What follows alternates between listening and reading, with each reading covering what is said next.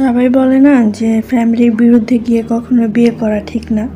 আমি বলবো ফ্যামিলির বিরুদ্ধে গিয়ে নিজের মন মতো বিয়ে করাই উত্তম। আমাদের সমাজে প্রেম করে বিয়ে করলে কি আর অ্যারেঞ্জ ম্যারেজ করলেই কি, কথা তো মেয়েদেরই শুনতে হয়। চুন থেকে পান খসলেই শাশুড়ির কথা শোনাবে, শ্বশুর কথা শোনাবে, দেবর, ভাসুর, ননদ, ইভেন কি তোমার স্বামীও তোমাকে কথা শোনাতে বাদ রাখবে না। প্রেমের বিয়েতেও অনেক দেখি, বিয়ে করে আনে এক একজন পিঞ্চ মেরে মেরে কথা শোনায়। বউ একটা আনছে, কোনো কাজ পারে না, ঠিক মতো কারোর সাথে মিশতেও জানে না, আরও কত কি। আর অ্যারেঞ্জ ম্যারেজ হলেও ছেলেকে না শোনালেও বউকে ঠিকই কথা শোনাতে থাকবে। আজকের চালটা বেশি গলে গেছে, তোমার শ্বশুর এভাবে পছন্দ করেন না। আজকের ভাতটা বেশি শক্ত হয়ে গেছে, তোমার শ্বশুর এভাবে পছন্দ করে না। দুই ক্ষেত্রেই কথা শুনতে হয়, কিন্তু মেয়েদের একটাতে শুরু থেকেই আর একটাতে বিয়ের 6 মাস 7 মাস যেতে না যেতেই প্রেমের বিয়েতে মেয়েদের একটু বেশি সাফার করতে হয়।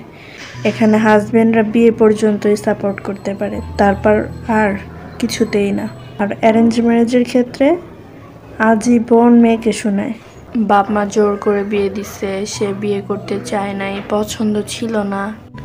সব কিছু রেডি পাওয়ার পরও একদিন যদি কিছু ঠিক না পায় তাহলে সব শেষ। কেন এটা পায় না, কখনোই নাকি তাকে ঠিক মতো করতে পারে না, নানান কথা। যত যাচাই বাছাই করেই দেন না কেন, কথা তাকে শুনতেই হবে।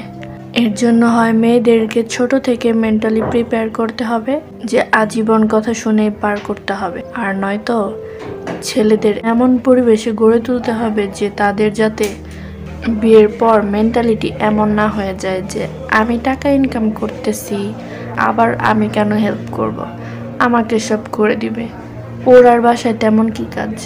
সমাজ অনেক উন্নতি হলেও মেয়েদের টন্ট মারাটা চেঞ্জ হয়নি।